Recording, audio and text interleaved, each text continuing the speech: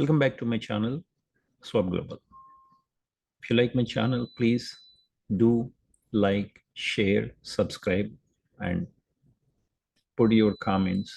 Then press bell for notification so that whatever video I make will be notified by YouTube or Rumble to you. Thank you. Now, today's video topic is I'm going to discuss about the circle of politics, which is very, very important for today's American elections, especially the American elections. This is the determination or a point of no return for the American people. So this is very important for them to understand about the circle of politics. Let me share one screen and then try to explain the circle of politics with reference to American parties and probably citing now and then some examples.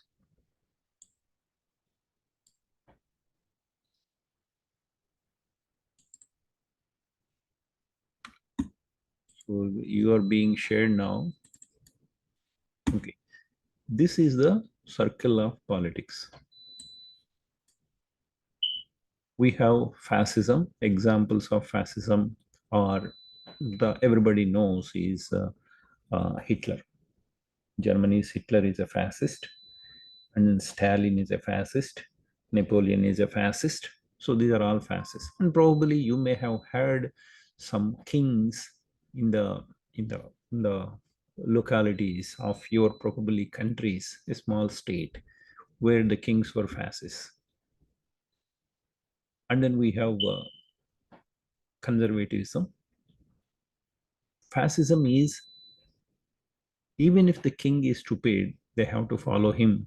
People have no freedom.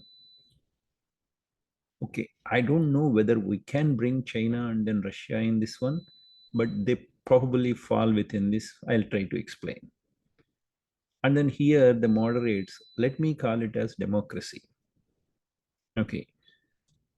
For example, we can call the Republicans, the Republicans somewhere here, they fall under democracy.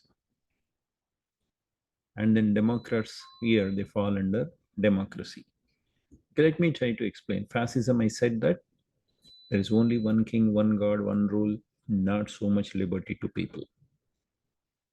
Whereas libertarians, they have full control on the government, a smaller government, and definitely God is their fundamental driving force and the beliefs and the values.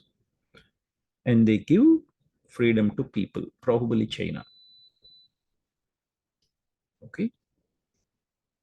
And then conservatism. Conservatism is the values of complete fascism has gone, and then more liberty to people, and then still hold the values of their uh, culture, God, and things like that, their education, their system.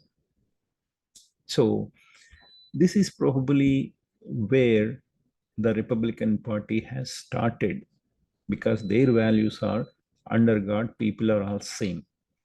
So therefore, when there was a problem with uh, slavery, we can make another video about how and why the Republican Party has came into existence. The very idea of Republican Party came into existence is because of the slavery. They want to fight against the slavery.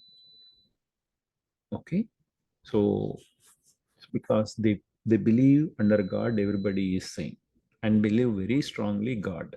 So that's when the Republican Party came into being. So Republican Party is moving more towards democracy, more and more value control to the people in the government, and more. So that is how the Republican parties, while keeping their core values, they made it into democracy. Okay. And then there is another section of people, they feel that most of the government is against the people. So they want more liberty for the people. I don't understand this still democratic principles, but let me understand here, from the democracy to liberals, somewhere you can keep the Democrats here or Democratic Party. Okay. So when the Democrats become liberals, there the problem comes. That is exactly what has happened to Democratic Party.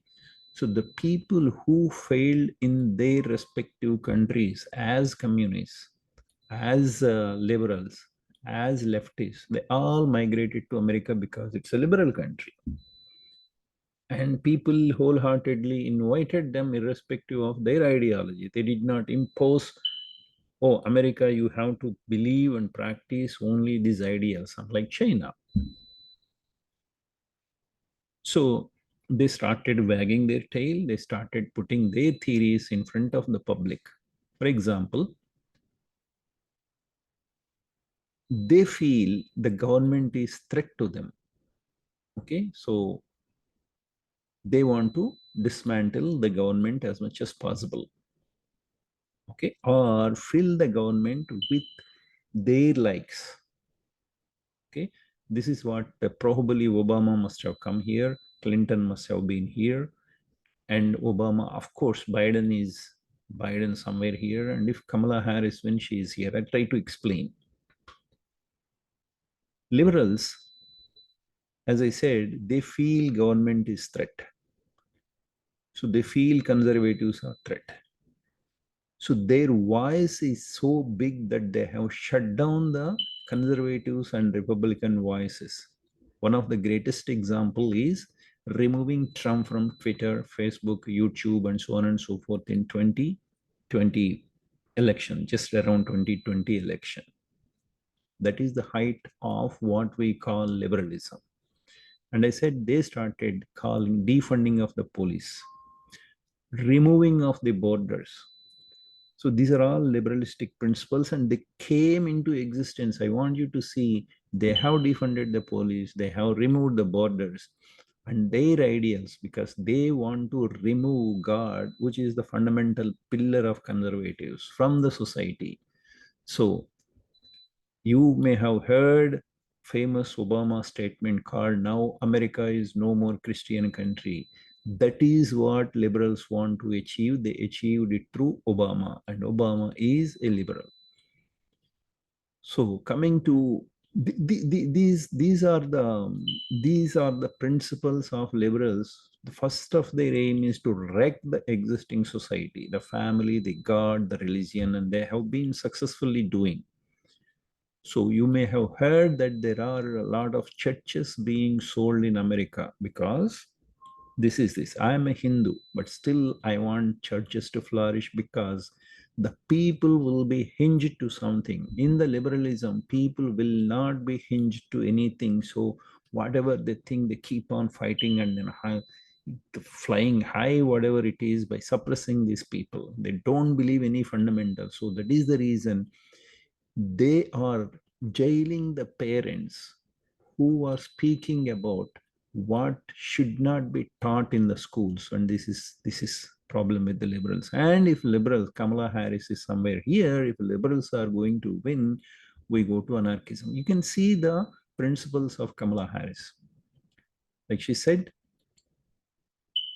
she is basically not running for the people of America, she is running for the liberals and the people of other countries, because she doesn't respect American people anymore. Otherwise, she would have taken care of the last non-working person in America, be it black, white, or whoever it is, and then only bring people from outside. That's what I believe. Feed your own people first and then bring the new people. But she did bring 20 million people. If 20 million people, if there are a family of four, at least 5 million people must be working here. That means 5 million jobs are taken away by those illegal immigrants somehow or other from the people of America who are thrown onto streets. So this is what is anarchism. Anarchists want to keep their power forever so that they become fascists. So this is somewhere very closer. So how do, in the present day world, anarchists keep the power? Anarchists keep the power by throwing peanuts to the people and bringing the voters from other countries. So that's what they're trying to do. If all these 20 million people who crossed the border in the last 4 years and another 11 million people who have already crossed, most of the 11 million people, at least 7 to 8 million people are voters, and here in the 20 million people, at least 5 million people are of voting age. So these voters, if they spread across different states, and then Republican Party will never be able to win, and then anyway Democratic Party is taken over by liberals and who are now anarchists. So this is the situation that the voters of America need to definitely think about before they vote. Okay, thank you so much for listening. Okay, if you like my channel, please do like, share, subscribe. Thank you.